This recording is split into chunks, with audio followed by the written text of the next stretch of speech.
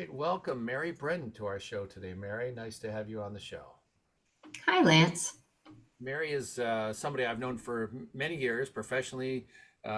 She's worked at a number of studios in a number of different roles. And Mary, I'd like to kick off the talk with, sort of current history. What have you been doing, let's say, the last 3, 4 years in your career? And then we'll probably jump back in time and go through a little bit more of how you got to that point. But let's talk about current history. What I'm doing at the moment is really consulting on development for TeamTO. We, like most French studios, most European studios, we develop our shows in English.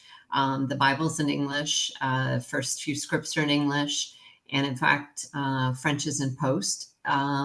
So yeah, I've been really trying to find projects that can work really well in France, but also have that international feel. And it's been exciting to work across cultures, across comedy.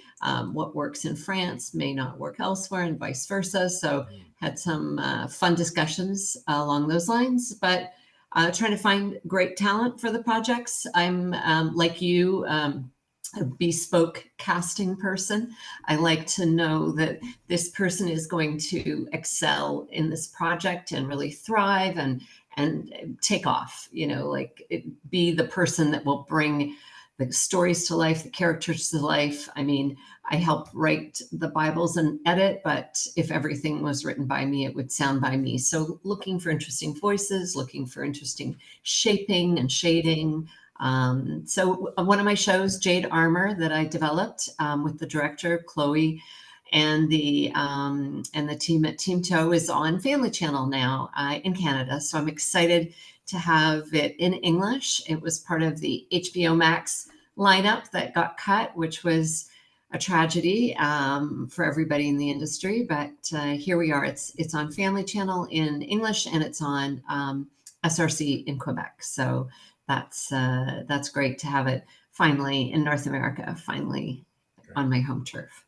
So Cool. yeah, yeah. And I wondered if I know a little bit about TeamTO, but could you elaborate a bit, like, who they are and their reach and their focus and size of their organization? Sure. It's a studio based in Paris, and it's an incredible studio space because it's like the top tier environmental friendly. And in fact, the Paris government has piped water to go into the city to cool things that like render farms. So it's actually a leading environmental space, which is so exciting and so needed. And they have a studio in Valence, which is really well known for its teaching program, that it's sort of blind in terms of socioeconomic status. So anybody can apply for this, and there's a test. And no matter if you can pay or you can't pay, in fact, I think you don't pay for the school. That's what they're known for. They're also known for doing incredible animation on shows like PJ Masks and City of Ghosts and some incredible CG innovation. So, Great. yeah, Fantastic. Excellent. And you've been there a number of years, handful of years, at least 4, 5, 6, I'm 7. heading into my sixth year. So, Excellent. yeah. Excellent. Great.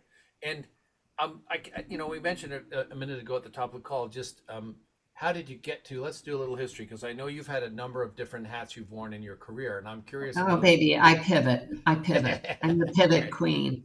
All right. So when I first started, I was at Nelvana in the business affairs. I graduated from law school, and I looked around and I thought, oh, this town is too small. I have to leave. So off I went to Paris, and it was great. I loved living in Paris. Exciting place, beautiful city. And I had a really interesting time. I worked for Canal Plus, which is a French broadcaster. I worked for Telefilm Canada. They had an office there at the time. And then I worked for a smaller studio there called PMMP.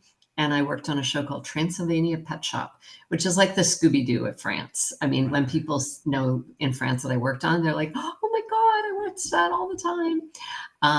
A wacky show. Anyway, so yeah, that was my first kind of big pivot. I wanted to see the world.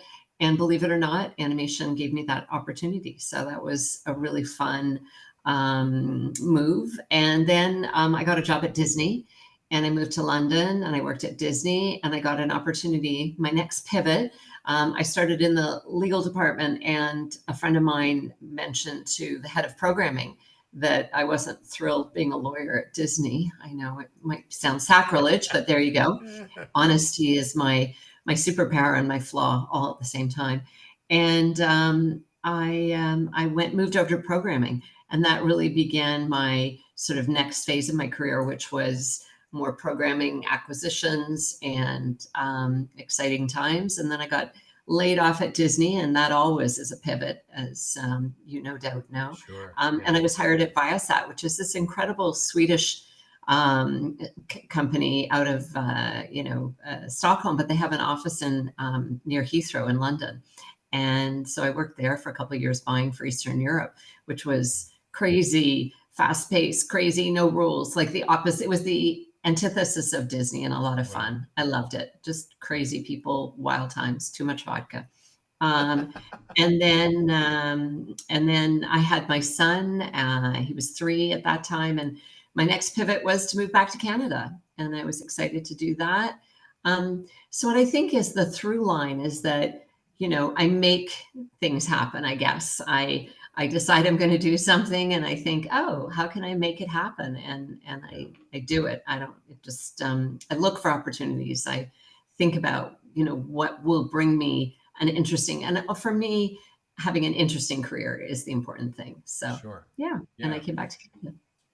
And in Toronto, correct me if I'm wrong, you get a job at Guru Studio, Yeah, yeah, and this is, I don't know, more than a decade back at least, right? I'm just yeah. curious about what they were at the time and what they grew to, because that, as you were part of that, it changed and morphed into a different kind of studio. So I'm curious if you could tell, for anyone that doesn't know, a little bit of that kind of evolution. Yeah, they were a super talented commercial studio, just doing really nice animation for commercials. And they'd done one service gig for the Backyardigans. And so I guess they wanted to have a original IP division. And I guess I headed up that and led that and did Just in Time and True and the Rainbow Kingdom. And we worked on The Breadwinner, and that was an amazing experience to be part of that. Just an amazing film. So yeah, I kind of and saw the Paw Patrol begin. That was my Right. other big project, was bringing Paw Patrol into the world of real life for kids. Yeah.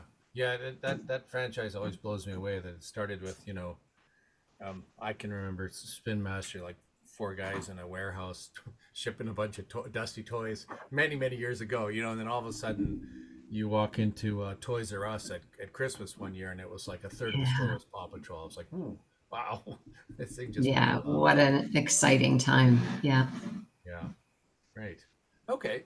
Um, so I'm curious also about things like, you've had this career where if I was to talk to someone who was a graduate, there's no way you could graph out, here's the linear kind of equation that this looks like, right? It's Well, often, I think, as you said, there's a thread there that's all connected, and it builds, I believe, on your yeah. experience. Um, but I think, now you're more, correct me if I'm wrong, development executive, helping Yes. get So I guess if kids. hindsight was 2020, I might have focused more a little bit on the creative at the beginning. I Yeah, might have actually gone to Ryerson and studied script writing. yeah, I got into York University to study acting, but at the time everybody was like, "Oh, don't do it, don't do it." So I studied urban geography. So, I don't know. In hindsight, perhaps I wish I'd studied screenwriting. Would right. I have? I keep thinking the guy who created went to McGill, Doctor Show, the British guy, House. The guy Mm, who created House went to the same law school as I did, but he dropped out right. and went to LA. Could I have done that?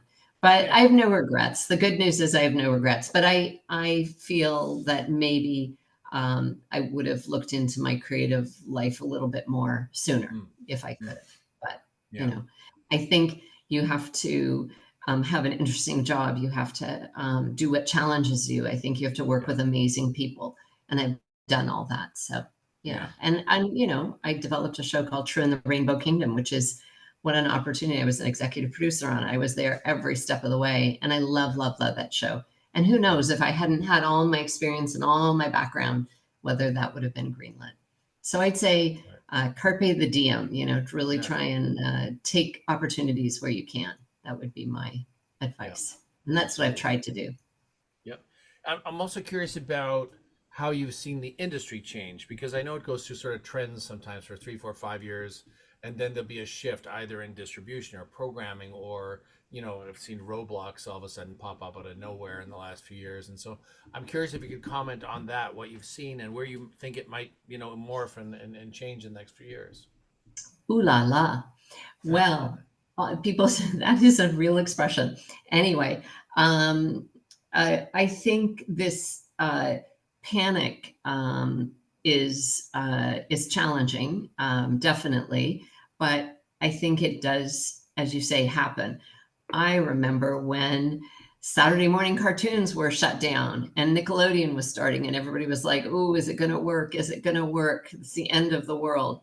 So and if you look around and you see the tech has blown through hotels, music, taxis, um, and music is still around. It's not the Hmm. same economic model, perhaps, but Yeah. hotels are doing well. So I'm hoping that good content will always be needed. I'm hoping, I believe that good content will always be needed. So I guess that's where I live in the delusion of hope. I don't know. Um, I really believe that people want to watch good shows, and I especially believe that people want good shows for their kids. No, Even if absolutely. Yeah. yeah, Yeah. Yeah. It's always you've seen it a million times where kids will resonate with 1 or 2 episodes in a whole series, and they just rewatch them over and over because it spoke to them, yeah, right? It grabbed their attention. yeah, Um, and again, I'm of that era too, where my brother and I used to wake up early on a Saturday morning and run down because if we missed Saturday morning, we missed everything. you know. yes, Uh, uh, exactly. Well, but I'm now, interested to see. Okay, well, here to your point, everything old is new again, because I went on to watch A Gilded Age and saw one episode a week. I'm like, what do you mean one episode a week? Why are we going backwards? But yeah, yeah, I guess the churn, nobody wants their subscription numbers to go up and down like a yo-yo. Once you yeah, watch Gilded Age, you turn it off. That's so I see there's some learning going on in the SVOD space as well, yeah, thinking they want to keep us sitting there absolutely. quietly waiting for the next episode. So I do believe Yeah. that there are things that are going to come back. And then ad supported SVOD and, fast TV. I'm like, isn't fast TV, like a lot of channels, like cable, So here we are. Yeah, yeah, maybe slowing things down again would be a good thing because through the pandemic, I remember everyone was locked at home and then binge watching like never before, and all Hmm. these studios are trying to crank out tons of content. And I was at a conference a while back, and someone said, "Who actually was going to consume all this content? There was so much Yeah. being produced, Yeah. at I lightning heard speed." someone else say it's like we got COVID in the TV industry 2 years after COVID. Right, right, yeah, So it's the yeah, delayed COVID yeah, yeah, crash a little bit. yeah. Well, So and I'm then hopefully, hopeful. I'm optimistic. yeah, Perhaps I tell people that I wear rose colored glasses pretty much in my daily life, in my job, in my, that's yeah, again the good news and the bad news. yeah. It makes me good at what I do, but, I'm hopelessly optimistic, maybe. Yeah, no, well, it's a good thing to be, I think, in this industry because it's, Yeah. you can lift the morale in a room and a team and when I was an HR director, I used to always tell people, look, if this is Winnie the Pooh, we've got enough Eeyores, let's get more Tigers. I want some Poohs, like let's pick it up here, Well, folks. I'm probably rabbit, What Right. about this mad idea, Yeah, nothing wrong with that. Come on, Mary, that's fantastic. So I'm just curious, going into, I mean, we're wrapping up a year right now. We're going into a new year soon. Any thoughts, predictions, things you might be looking forward to down the road, or any projections out forward? You know, I have to say I'm doing a LinkedIn Ask Me Anything with Sean Kolb in the new year and maybe setting up a course through LinkedIn. So perhaps Excellent. um, the audience, will have more opportunities to reach everyone Yeah. because Yeah. that's the nature of the technology now is that, Yeah. we can chat, others can chat with us. It's a brave new world. So Yeah. I am interested in the possibilities of what kind of content can be made, by all lots of different people. Right. Yeah. Right. Yeah. There's so many ways of reaching. I can remember I was in advertising 20 odd years ago, and um, I remember when experiential marketing. You looked out at a crosswalk somewhere, and there'd be like a bunch of people dressed as Campbell's soup cans. Doing something for a new Campbell's soup coming out or something. But I'm thinking now with the advent of TikTok and Instagram and all these things, like you can get a brand, out in so many different ways now. We Yeah. should call it the integrated marketing or integrated communications, and it's, I it's I unbelievable. have another theory. We're going to see, I think, a rise of content coming out of India, content Mm, coming out of other countries, yeah, because they've been training, they've been watching. Their yeah, content is definitely better. So I feel that's something we're going to see. And on Netflix, we see it. Those Korean dramas, those yes, Squid Games. This is echoing that there are international stories that are going to pop now from yeah, other places. I think d- we're going to see more of that if you yeah. That I ask totally me. agree. Yeah, definitely. And even like I remember like it's just the demographics in Canada have changed so much in the U.S. over the Hmm. last 30 years. Hmm. Um, and so I think it's more representative of the people that are here now. It's if Hmm. you want to see somebody that you can recognize on screen, the amount of sort of diverse content has changed dramatically. Hmm. More so, I think Hmm. it's accelerated just in the last couple of years. And my son watched a Spanish police drama that was dubbed into English. And I grew up in the industry that was no North American children would ever watch dub shows. And Right. there he was watching a dub show because he'd heard about it. It was good. And Yeah. it goes even further. He watched another show out of France and it was the same actor. He's like, Mom, that's the same voice. So I think some of the traditional holdbacks and tropes are going to go out the window, which may be a good thing. Yeah. Maybe that will help us all understand each other better, and think about other people's point of view. Yeah, no, absolutely. It's again on the brave new world kind of thing. It's definitely evolving, changing all the time, and that's something and I know. This industry barely sits still for very long. There's always Yes. something about to Well, happen. I love change. I guess that's why I've lived in three different countries. Yeah, But I think the only certainty we have is change. That's it. yeah, yeah, Everything's going to change. So trying to control it, trying to manage it as opposed to enjoy it, ride it, yeah, feel like the journey is the thing. That's yeah, that's where I try and go. yeah. That adaptability seems to be the lifeblood. Yeah. Like I think of Yeah. people talking about AI right now and what's happening with that, and I'm thinking, just get in front of it. Get in front of it. Yeah. Don't fear it. Yeah. It's already impacting tons of things, Yeah. and pros and cons. And there's tons of law surrounding it right now, and court battles and everything else. Um, but it's just one more piece of technology that's come along, and it's already impacting tons of things. Yeah. And so I think that'll be curious to see how it impacts animation, visual effects. It's already some of my clients work in design and ad agencies, and they are all over it. So there For you're segueing into your next episode. Who you're going to get somebody on to talk about AI. I might, I very well might. Yeah. Good. Yeah. Well, Mary, do you have any other comments or thoughts you'd like to leave with, or we can wrap and possibly catch up with you next year when you've got this conversation you're starting on LinkedIn, and there'll be a whole bunch of new things I'm sure in Mary's world. So I would love to chat again. Absolutely. I have lots of ideas bubbling and I'm excited for the new year. I think it'll right, be it'll be good. excellent. Totally agree with you. Well, thanks again for being on the show, and we'll see you soon. Okay, take care.